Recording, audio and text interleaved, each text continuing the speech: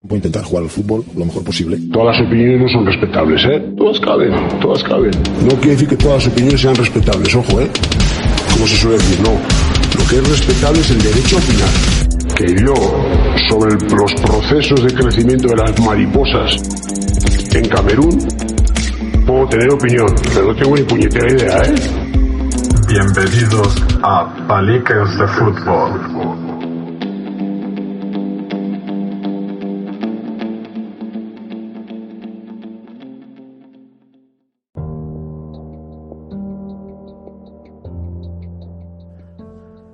Muy buenas y bienvenidos a Paliques de Fútbol, a este tercer episodio. Sinceramente, no tenía pensado grabar esta semana. En realidad sí, tenía pensado grabar, pero por problemas de agenda mía y de los posibles colaboradores, pues, y más las circunstancias que estamos viviendo de nuevo en Canarias, y en Tenerife concretamente, pues tenía pensado no grabar. Al final había decidido no grabar, pero sí es verdad que en la última semana ha surgido un tema que ha estado muy candente en las redes sociales, en los medios de comunicación incluso, y bueno, me ha parecido interesante hacer un podcast sobre ello. Lo haré yo solo y bueno, expresar mi punto de vista, mi opinión y estructurarlo de cierta manera que pueda ser entretenido y bueno, espero que no se haga muy largo, porque sí es verdad que creo que entre dos personas un debate es mucho más interesante que sentarme yo aquí delante de la grabadora y ponerme a soltar todo lo que pienso. Pero bueno, voy a intentarlo hacerlo lo más corto y entretenido posible.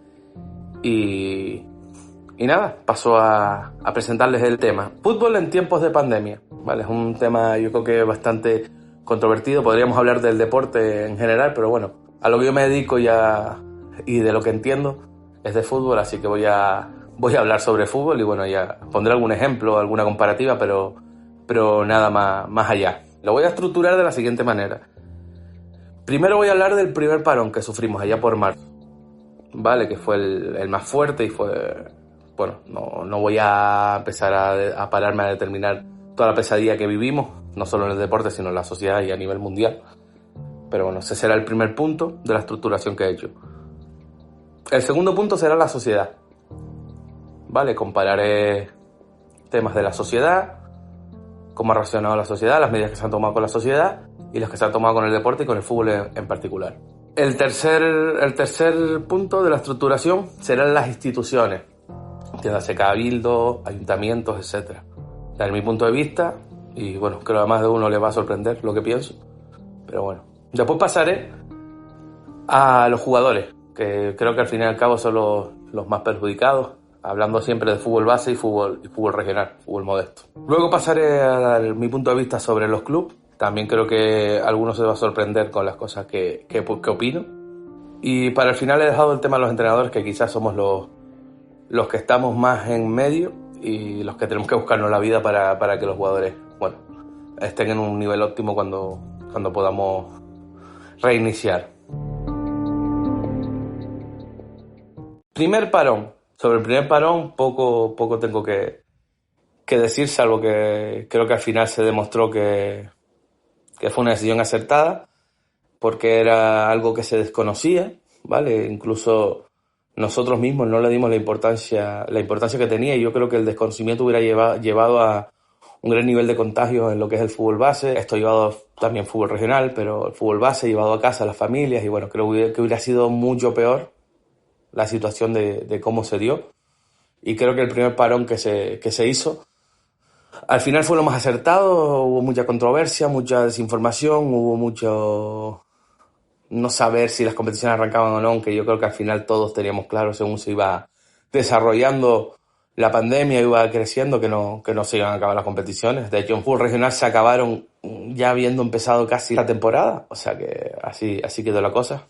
Tal fue el tema que hasta el fútbol profesional se paró. O sea, yo creo que sobre el primer parón creo que poco se puede decir negativo, salvo hablando en lo deportivo. No voy a entrar en política porque me parece absurdo, tengo mi opinión, pero no, como dice el principio del podcast, no sé si será respetable, porque no sé si yo de política sé algo. Así que poco más tengo que decir. El primer parón creo que al final fue bueno, fue necesario y salvó muchas situaciones que hubiera sido mucho más dramático y que a los deportes los hubiera afectado, pero bastante. Se hubiera cargado de culpas a muchos clubes, a muchos equipos, a muchos jugadores, etcétera, y creo que al final pues fue lo más acertado. Pasamos ahora al segundo tema, al segundo punto de esta estructuración, que es la sociedad. Vale, y aquí sí yo creo que tenemos un debate que es lo que se ha generado en esta semana y refiriéndonos un poco a este segundo parón que hemos sufrido. Dejaré aparte el tema de los equipos que solicitaron parar en el fútbol regional hasta que no se pudieran entrar público, etcétera, etcétera, que eso lo voy a dejar para el tema cuando toquemos el punto de los clubes. Pero tema de sociedad. No va a sorprender a nadie en el tema de cómo se ha tratado el tema en redes sociales, cómo nos ha cogido a los equipos. Este parón ahora que sinceramente creo que se le ha cargado al deporte. Lo han comparado con el primer parón que hubo de meses.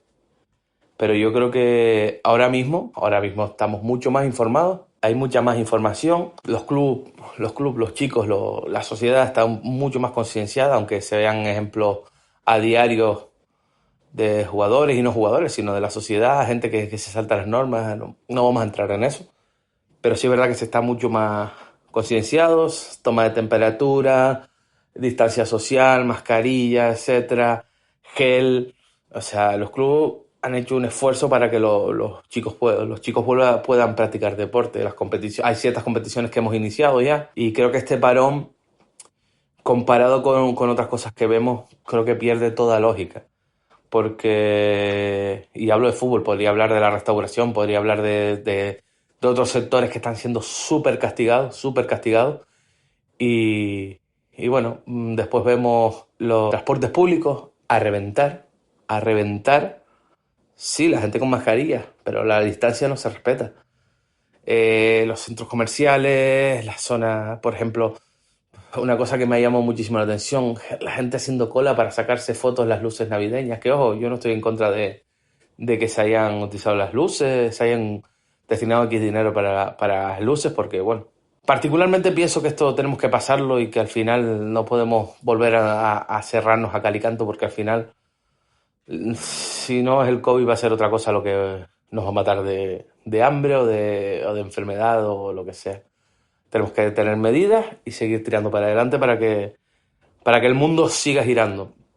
Pero bueno, quitando eso, entiendo que los comercios, las grandes superficies, tienen que subsistir, sobre todo las grandes superficies.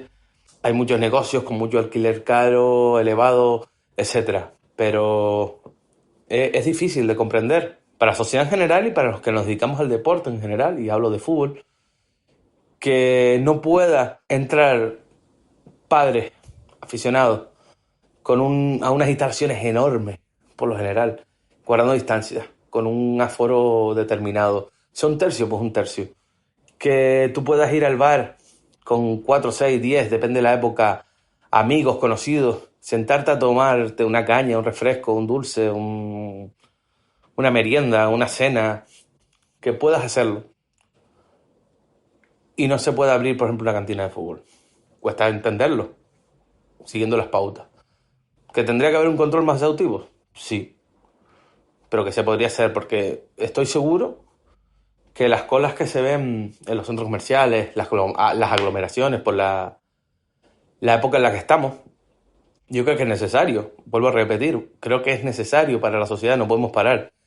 Pero, coño, si es necesario y se puede hacer, sobre todo en grandes superficies, ¿por qué al aire libre, un deporte como el fútbol, no se puede seguir compitiendo, no se puede seguir entrenando, no se puede seguir realizando esa actividad? Que ojo, que es salud, que es deporte, que saca a los pibes de estar en casa, mil historias. O sea, si comparamos una cosa por otra, y es un tema muy candente que está en las redes sociales, ¿por qué no se puede practicar deporte? Pero sin embargo, y es un caso que conozco de cerca, se está jugando al pádel en centros cerrados y en centros abiertos. Unos centros obligan a jugar con mascarilla, otros no. Y ojo, no tengo nada en contra del pádel, al contrario. Es un negocio y tiene que subsistir. Pero claro, ¿se puede jugar al pádel? No se puede jugar al fútbol. Y alguno me dirá, no, pero es que en el pádel no hay contacto. Sí, vale, lo que quiera. Para empezar, yo creo que el pádel que se juega en pareja. Y se cruzan y se tocan. O sea, y se cambia de campo. Y antes de llegar están hablando. O sea, sabemos lo que hay. Y si nos paramos a analizar el número de contagios que ha habido en fútbol base, fútbol regional, en una pandemia como esta, ha sido muy poco. Ha sido muy poco. Un caso aislado en un club, se para. Pues muy bien, se para. Es lo que hay que hacer. Los 14 días hace la prueba PCR correspondiente y si es negativo, pues se espera el tiempo prudencial y se vuelve a iniciar la competición. Ese equipo inicia la competición. Los demás equipos van avanzando. O sea, creo que ha habido muy pocos casos en Tenerife, que supone que es la isla que más contagios tiene diario. Muy pocos en el deporte. Es más, se ha parado el fútbol. La semana pasada se paró. Hace ya va a ser una semana que se paró. Y han habido más contagios. Más contagios. Yo no sé decirle si es porque entran... hay gente que le achaca la inmigración, hay gente que le achaca... O sea, yo no voy a entrar en esos temas porque ni sé ni conozco, ni creo que sea conveniente en este podcast, pero han habido más contagios. Han crecido los contagios y los deportes están parados, casi todos. Entonces, los gimnasios, pues también, un montón de restricciones. Pero se puede seguir practicando. Se puede seguir jugando al pádel, se puede seguir yendo a los gimnasios. Es verdad que le han hecho una putada tremenda. La restauración la están matando, pero se puede seguir yendo a ciertos lugares.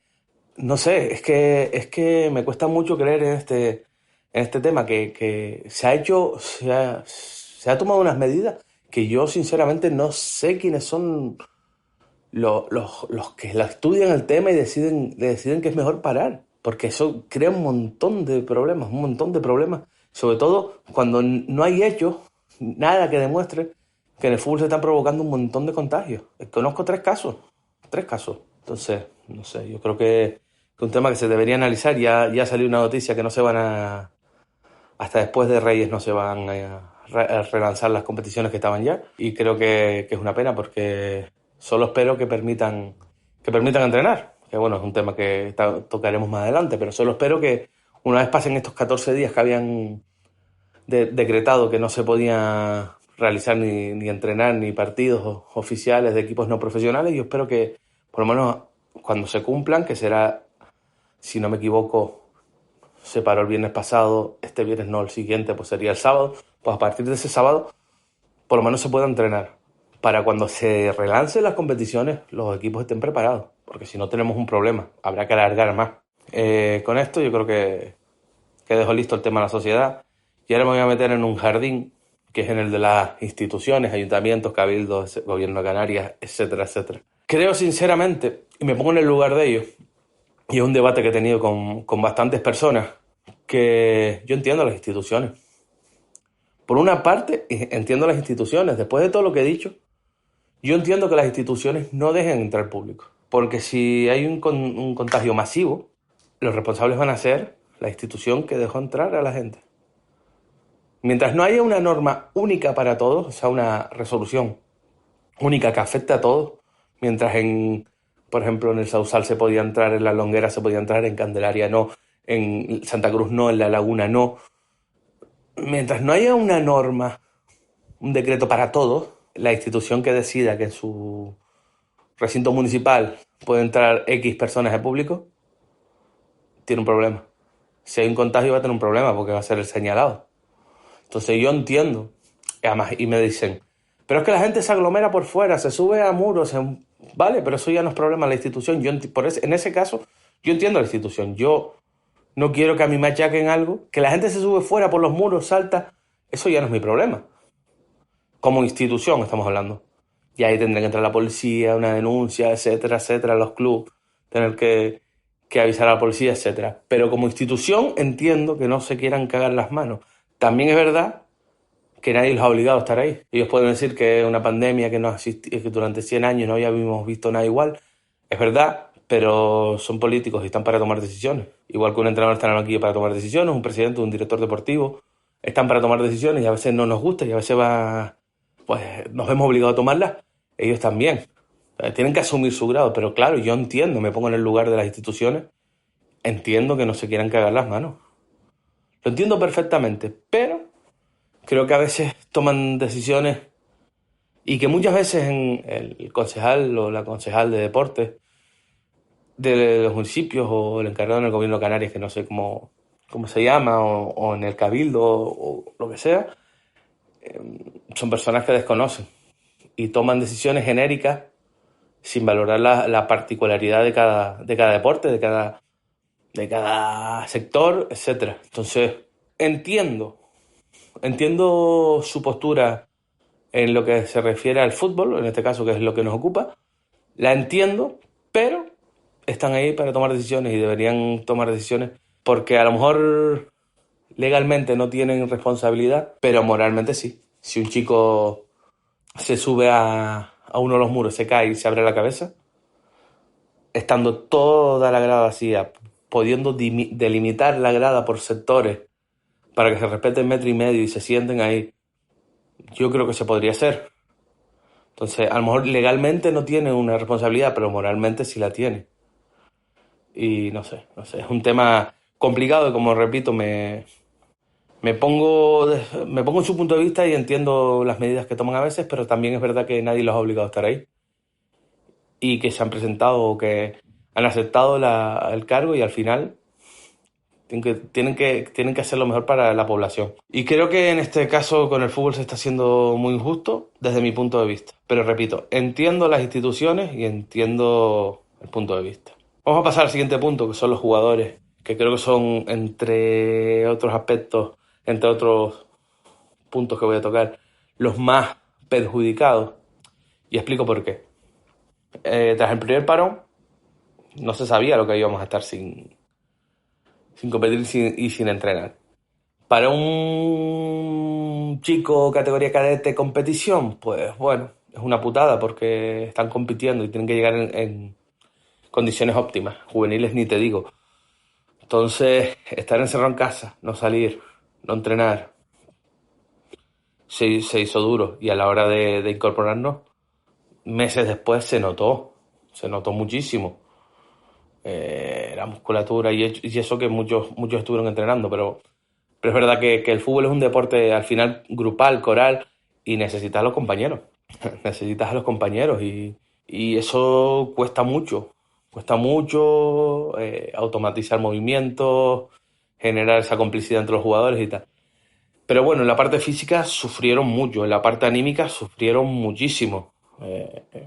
Yo mismo, que no estamos hablando, yo no soy jugador, y lo pasé mal, Lo pasé mal y un momento que yo ni día ni noche, el horario cambiado, bueno, yo y más de la mitad de la población, pero para un deportista, para los jugadores, fue muy complicado.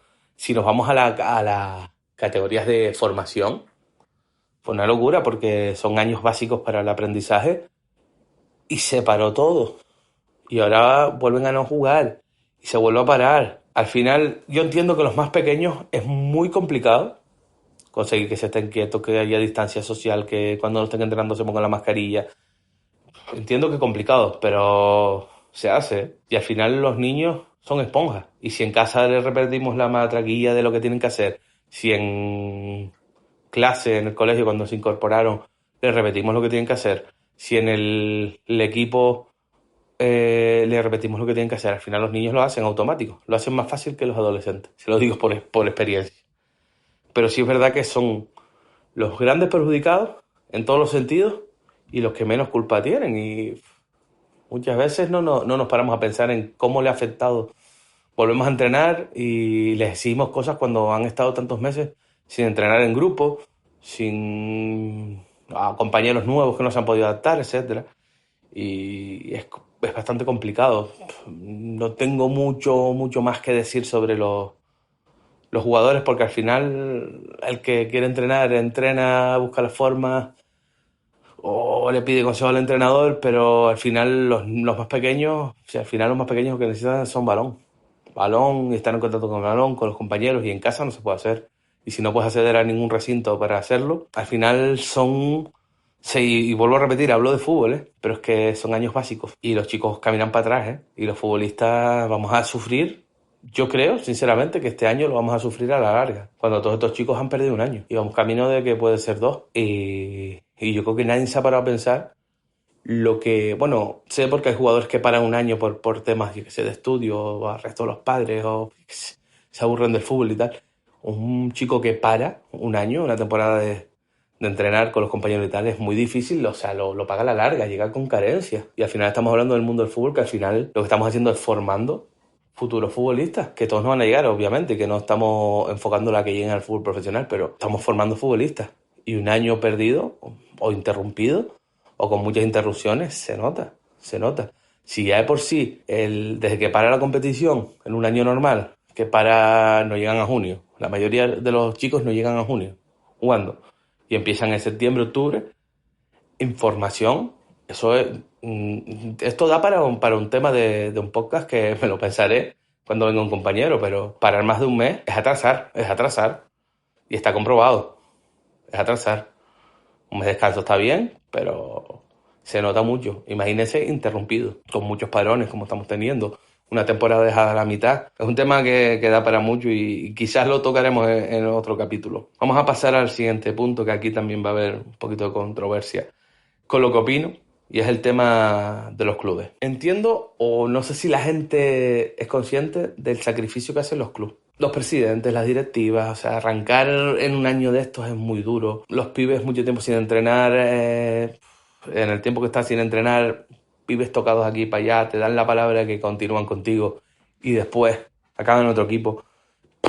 Eso, vamos a echar eso a un lado. Pero para los clubes ha sido muy, muy complicado. Vamos a ir por partes, vamos a ir a fútbol regional. Entiendo perfectamente la reunión que tuvo los representantes de los clubes, tanto del norte como del sur, con la federación, en la que se decidió parar. Se decidió parar porque, claro, si no puede entrar público, si la cantina no puede entrar, no puede abrirse de una forma ordenada, como se abren el resto de los bares, etcétera. O sea, al fin y al cabo, muchos clubes sacan parte del arbitraje, que no son baratos, lo sacan de las cantinas, del público que entra. Y hombre, que a lo mejor no cubres los 300 euros que cuesta un arbitraje en preferente, los 200 y pico que cuesta en primera regional, segunda creo que eran 100 y pico. A lo mejor no lo cubres, no.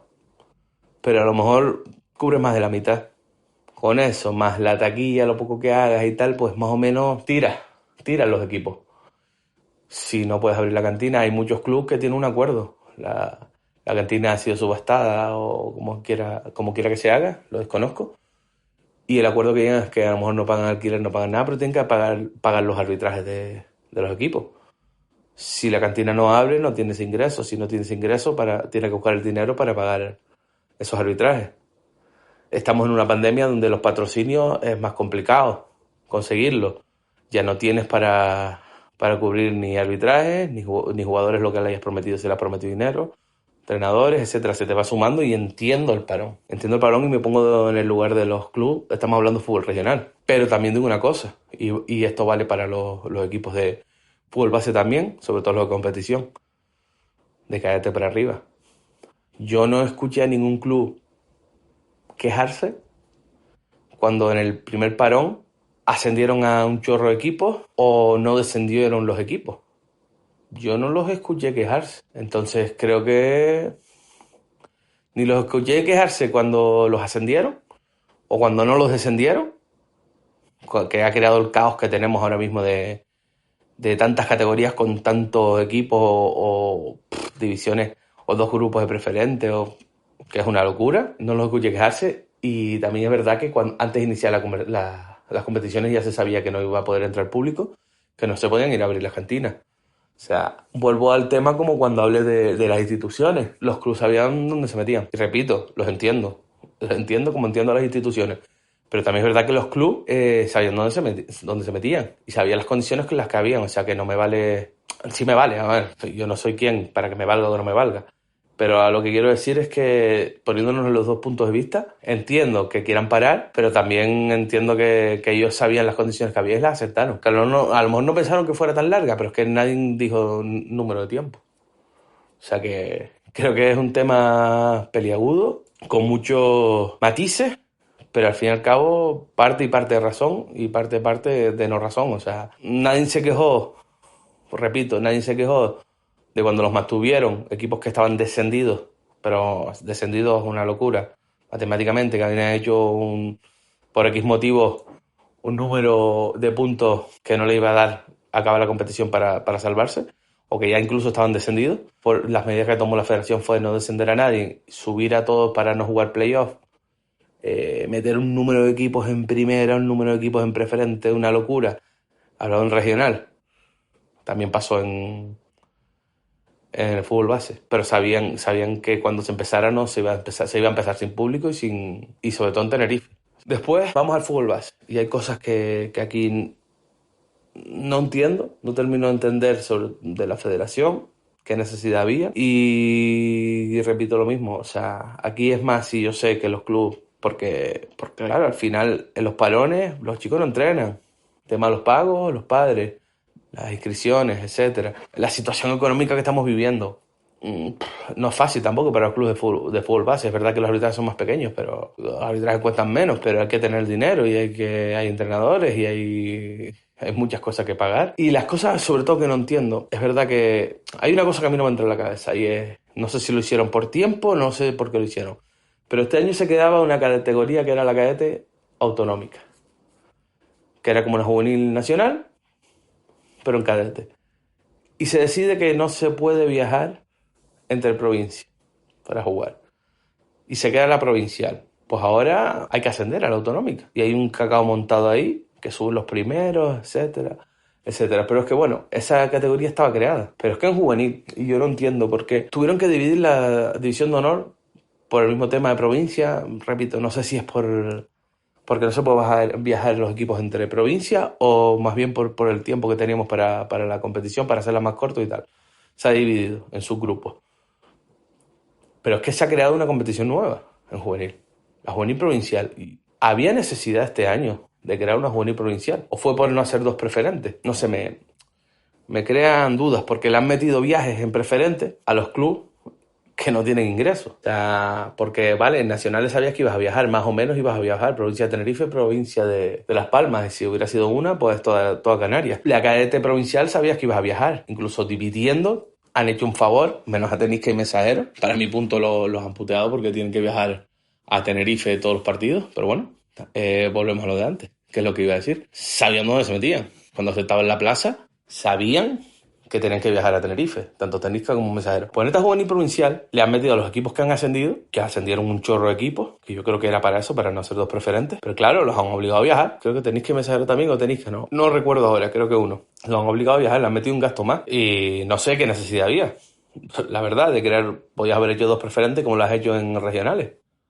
Entonces no, me crea controversia, pero volvemos a lo mismo. O sea, no se pueden quedar los equipos cuando ellos han aceptado estar en esta categoría porque podían haber renunciado a quedarse en preferentes. Y punto, porque es una categoría que se ha creado nueva. El motivo no lo sé, no lo entiendo y creo que no era el momento. Creo que crear una categoría provincial en juvenil, para mí, desde mi punto de vista, no era el momento. Sé el argumento porque estuve en esa reunión, que es para ser más competitivo en la juvenil, etcétera, etcétera. Pero creo que este año no era el momento con lo que estamos pasando. De coger a un equipo de La Palma y meterle 9 viajes, no sé cuánto tiene, porque encima son 2 grupos. La provincial son 2 grupos. O sea, creo que son 9 viajes y a los equipos de Tenerife un viaje, 1 o 2 viajes. No sé la necesidad que había de hacerlo este año, pero bueno, se ha hecho y es lo que hay. Y es lo que digo, los equipos han aceptado, ahora tienen que apechugar. No vale quejarse ahora porque no entra público, porque no entra...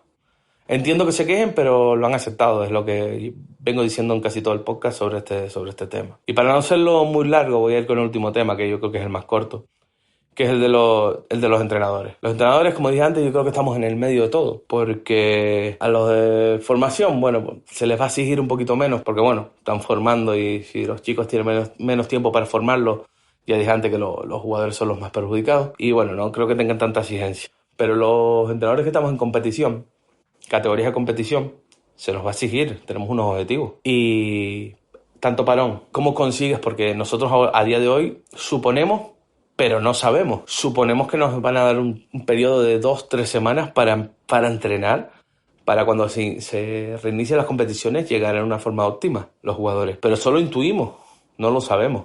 No hay un comunicado a día de hoy, o no lo he visto, puede ser que haya salido y yo no me haya enterado, donde las competiciones, cuando se reinicien, si se reinician con una semana, los equipos van a estar tiesos. No es la misma situación que cuando pararon. Y a nosotros nos van a exigir lo mismo. O sea, al que se le haya exigido no descender, se le va a exigir que no entre en puesto de descenso.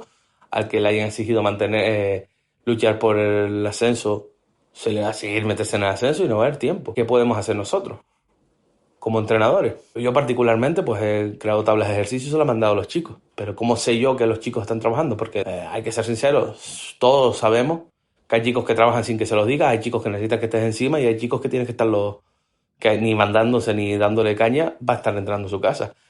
Y como yo le digo a los míos, eso se va a notar cuando pisemos campo. Después no vengan con los llantos. Pero si tienes un grupo que no trabaja, quitando aparte que el fútbol es lo que dije antes, un deporte en grupo, coral, y que necesitan minutos juntos y necesitan trabajar sobre una idea de juego, sobre un modelo de juego, sobre la idea del entrenador y tal. Quitando eso, físicamente se va a notar. Y si tú no tienes una plantilla de 20 y 12 no han trabajado, con 8 no ganan los partidos. Y los chicos tienen al final, pues son adolescentes, estamos hablando de fútbol base, ahora estoy hablando de fútbol base, perdón. Y los chicos tienen la mentalidad que tienen y se van a equivocar y van a cometer errores y se van a creer más listos que el entrenador y van a trabajar un día de 5. Y es la realidad con la que nos vamos a topar ahora cuando se reinicie. Y no va a ser fácil. Y depende del calendario de cada uno. Vas a tener 3-4 partidos que pueden marcar que estés en la calle y que no estés en la calle. Por no decir el tema de los que cobran X dinero, que si no entra dinero, no lo cobras. Es una situación que los entrenadores estamos en medio de todo. Y les puedo asegurar que los entrenadores que conozco, que nos gusta esto, que estamos formados y que le dedicamos el tiempo que nos gusta dedicarlo, que le dedicamos, estamos que nos subimos por las paredes. Primero porque nos gusta trabajar en campo y segundo porque no sabemos lo que nos vamos a encontrar cuando esto se reinicie. Y es algo que nos preocupa bastante. Y como digo, estamos en medio. Y bueno, busca alternativas. Es que no se puede ir. ¿Qué hacemos? ¿Nos vamos a los centros comerciales? Que nadie me prohíbe a mí ir al centro comercial y ponerlo a correr. Por el parking o por algún lado, porque ahí sí se puede ir, ¿no? Y no hay límite de personas. Sin embargo, si te lo quieres llevar a la playa a entrenar, son grupos de 4 ahora mismo en Tenerife. Si vas tú como entrenador, te puedes ir con 3 jugadores. Llegas a por la mañana y por la noche para que ellos entrenen. Aparte que no tengo claro si creo que en las playas, si no están bañando, se tienen que estar con mascarilla. Cuando estés caminando, accediendo a la playa. O sea, que tampoco es fácil. Si te vayas al monte, el mismo problema. No puede haber más de 4 en grupo. ¿Cómo mantienes a los pibes en condiciones, en una forma física óptima o mínima para que cuando empieces a entrenar, si no tienes un margen de 2-3 semanas para reactivarlos y cargarlos un poco físicamente? ¿En qué condiciones llegamos? Es una incógnita, y los que estamos en competición y tenemos un objetivo, se nos complica muy y mucho. Pero no, por eso digo que estamos en medio, porque es que no es fácil nuestra situación. No es nada fácil. Y al final, pues tendremos que competir con lo que tengamos, como lo tengamos, intentar sacar la mejor versión del equipo. Pero bueno. Yo creo que tras esta estructuración he detallado más o menos mi punto de vista. Ya veo que van unos minutos largos. Quería que fuera corto, pero estoy viendo que al final no conseguí mi objetivo. Así que creo que lo voy a dejar por aquí. Creo ya para el próximo episodio espero poder cuadrar con algún colaborador para que no sea esto una chapa mía, yo hablando, y que por lo menos haya un pequeño debate. Creo que más ameno y más entretenido. Y nada, paso a despedirme. Espero que encuentren puntos interesantes y que bueno, en las redes sociales que hemos creado, sobre todo en Facebook, pues si tienen algún tema o algún punto de vista diferente al que en cualquiera de los podcasts hayamos tocado, hayamos argumentado o cualquier cosa, pues no tienen las redes sociales, sobre todo, repito, en Facebook, para para poner su opinión y bueno, lo tendremos en cuenta para próximos episodios. Me despido, un saludo y nos vemos en el próximo episodio.